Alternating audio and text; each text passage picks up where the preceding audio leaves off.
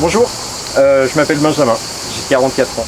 Bonjour, moi c'est Lucie, j'ai 29 ans et on jardine ici depuis 3 ans.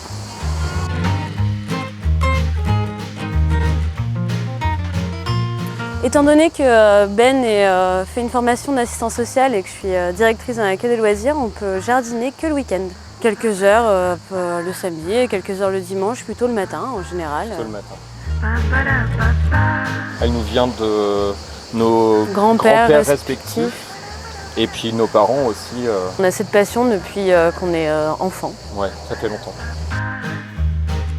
Rustica, on s'est réabonné. On écoute Baraton sur France Inter tous les week-ends. On regarde des tutos sur internet.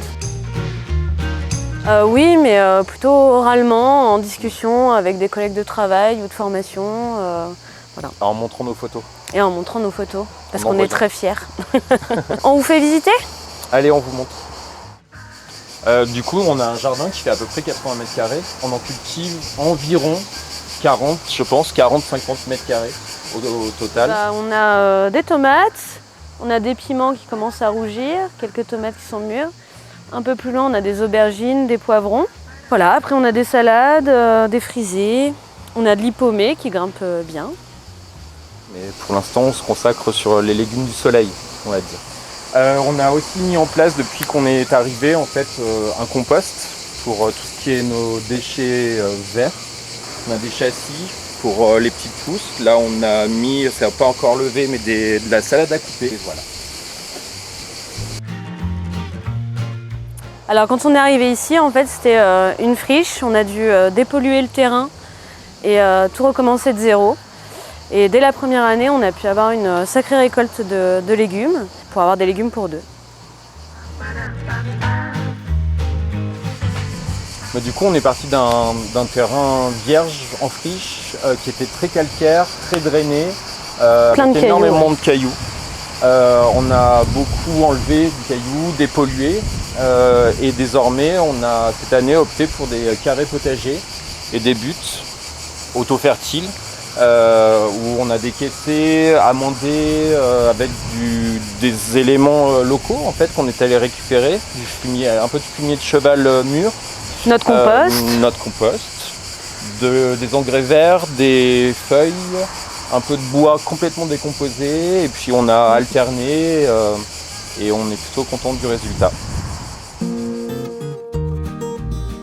Alors ici on est dans une région qui est très sèche. L'Ardèche. Déjà les buttes, ça nous a permis d'avoir des retenues d'eau pour les légumes. Après, on a aussi mis en place des ombrages locaux pour les salades ou alors des courges avec des cagettes. Ça fait une ombre qui évolue au fil de la journée. Et enfin, on récupère nos eaux de pluie avec une cuve à eau. Alors voici la cuve où on récupère les eaux de pluie. Donc elle est reliée à la chenot du toit. Et on récupère aussi nos eaux grises, c'est-à-dire en fait tout ce qui vient de notamment la cuisine, quand on lave des légumes et on remplit les arrosoirs avec ça, ça nous permet d'arroser une bonne partie du jardin également. Quand on est arrivé, c'est vrai que ça faisait partie d'un de nos objectifs d'avoir un jardin où il y ait de la vie à l'intérieur. Et au bout de 3 ans, on se rend compte que ce qu'on a mis en place, ça a vraiment fonctionné puisque en fait, on a beaucoup plus de papillons diversifiés, on a beaucoup plus d'insectes, des cétoines, des carabes, des abeilles, des bourdons, des guêpes, des xylocopes.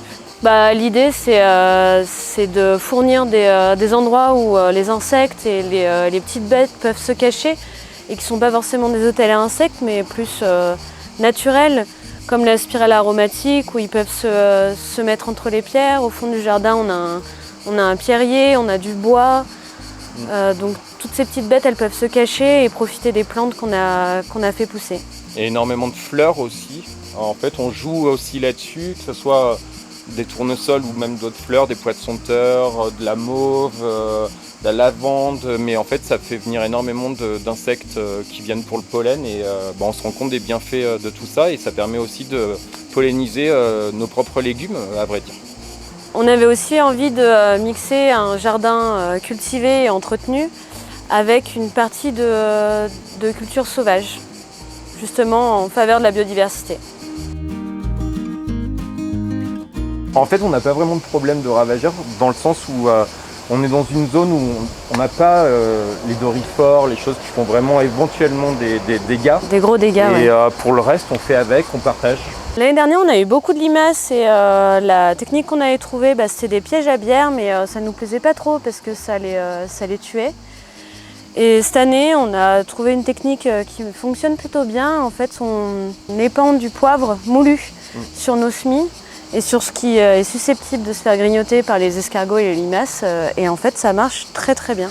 Et ça assaisonne déjà les salades. Depuis 3 ans qu'on est là, c'est vrai que les choses ont évolué pour nous par rapport à notre façon de jardiner. On a beaucoup expérimenté, on s'est parfois trompé et en même temps ça nous a fait du bien. Et désormais il y a des choses qu'on referait plus, d'autres qu'on va garder, comme pailler énormément et notamment aussi laisser du couvert végétal avec des choses qui sont de l'ordre des engrais verts, la luzerne, les lentilles, la moutarde. les pois, la moutarde. Et en fait qui permet à la fois de pouvoir amender le sol une fois que c'est fait, et puis de créer un couvert végétal qui retient aussi l'humidité et qui permet les ombres.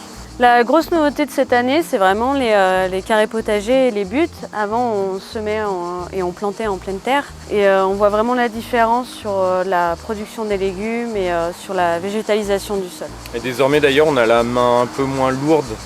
Sachant que les premières années, on a voulu faire peut-être trop. C'était un peu la jungle en plein milieu de l'été. On avait même du mal à pouvoir se déplacer dans notre jardin. C'était beau, mais c'était compliqué pour cueillir notamment. Grâce au travail qu'on a fait dans ce jardin ces 3 dernières années, on va pouvoir cet hiver commencer un premier potager d'hiver.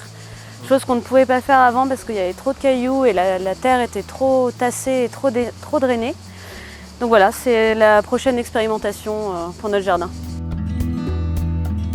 Pour nous, le jardinage, je pense que je parle pour nous deux, ça nous apporte énormément. C'est un moyen de s'aérer la tête et de prendre plaisir, d'être dehors, en extérieur, dans la nature. Et il ne faut pas hésiter à se lancer, à essayer, à se tromper, à recommencer. Voilà, faut essayer, vraiment. On n'est pas expert, mais on peut le devenir en s'amusant, en expérimentant, en faisant les choses à sa sauce, même en puisant ailleurs, sur d'anciens bouquins comme on le fait, sur des nouvelles choses comme on le fait aussi. Et, sur des échanges. On mixe tout ça et on fait comme on le sent, avec un peu de bon sens et de la curiosité.